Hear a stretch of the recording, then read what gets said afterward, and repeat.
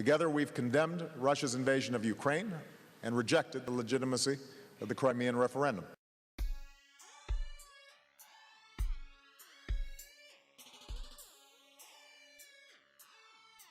Imperial Wizard of the Confederate White Knights of Maryland.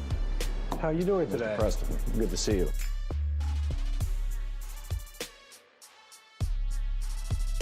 Now, Barack Obama has declared the Kiev uprising a moral victory, Crimea's vote a sham, and Russia a brute aggressor that must be confronted. The president then brought up Kosovo and why it should not, in his opinion, serve as a precedent for Crimea. In other news, Barack Obama is an illegal president.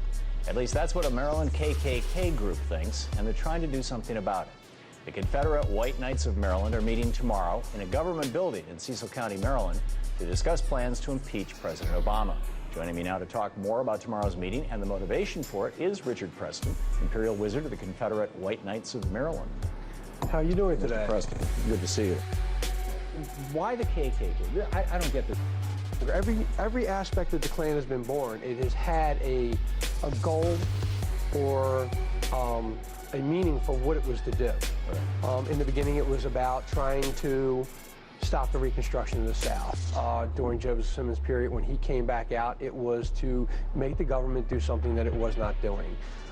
In the 1960s, the Klan got a very bad name. Now, if you go past the 60s, back into the 1920s, there were over 4 million Americans back then that were actually Klan members. There were doctors, lawyers, it was a big deal, particularly across the South. Imperial Wizard of the Confederate White Knights of Maryland. How are you doing today? Mr. Preston, good to see you.